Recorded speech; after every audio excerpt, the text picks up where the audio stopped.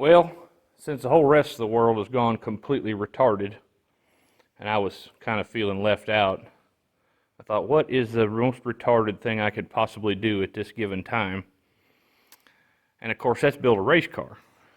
So, of course, I'm too poor to buy new stuff. So, it's been sitting out in the weeds behind my shop for, 20 years. It's a car I raced before back in the day, but as you can see, she ain't been on the track in a while.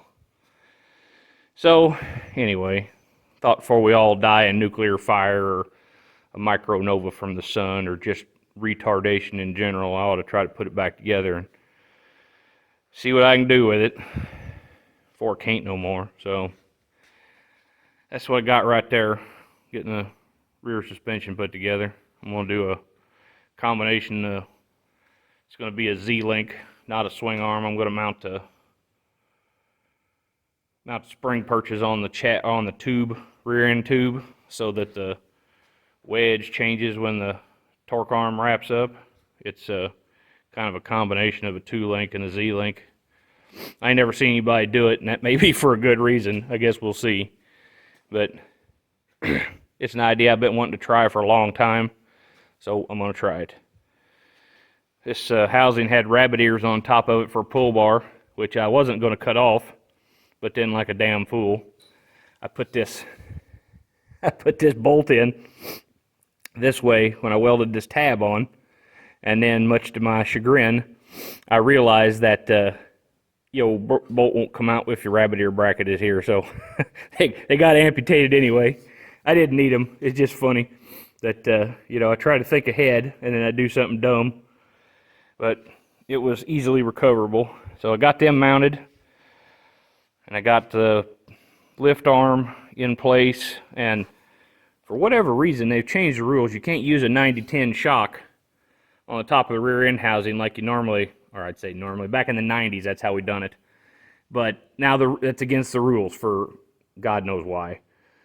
But you can use a snubber on the front like a 6-coil, so that's what I'm going to do. Had to move originally it just had a chain, just a straight chain to limit the down travel. So I put a buffer, or bump, I guess it's a buffer. It's a bump stop. They use them for, it's meant to go on the left rear on a car that don't have an underslung tail. But since this car's got an underslung tail over there, that left rear ain't going down no farther than hitting the chassis. So I don't really need one over there, I don't believe.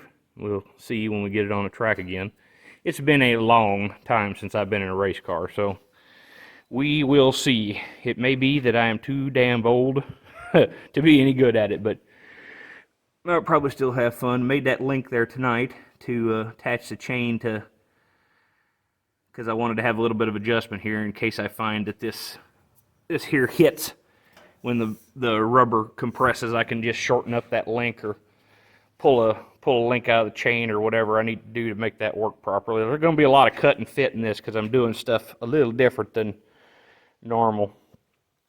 So I got them on there, and that looks pretty good, except for that booger ass weld. I swear to God, the one weld that you're ever going to see looks like shit. It ain't gonna fall off there, but boy, she don't look very pretty. So that's all together there. And then there's the coilover mounts, lower coilover mounts. I swivel this away, and then the housing will, twist like that, so I keep it all from binding up. I still got to build new upper mounts. Here, these is the old mounts, but I don't think they're going to work. I believe they're going to be too low to work with the way I've got them perches made. So probably going to have to come up in here and build something. I don't know what yet until I had to get the housing where it needs to be at ride height so that I can put them clamp brackets on and then figure out where the top's got to be. And then I'm going to mount them in, the top's going to be mounted on jack bolts anyway so that I can, adjust the up and down 4 or 5 inches either way. So it also has to mount to the chassis, has to be higher to account for all of this. Give me some leeway there in case I don't case I don't get it right the first time, which is almost guaranteed. So anyway, that's where I finally made it to tonight, and it is dark, and I just shoot a hummingbird out of the shop here so he didn't croak, and I think I'm gonna call it. If you guys want to see the rest of this done like this instead of pictures, let me know, because it's a hell of a lot easier than editing pictures, assuming I can get the video off of this camera. All right, that's all.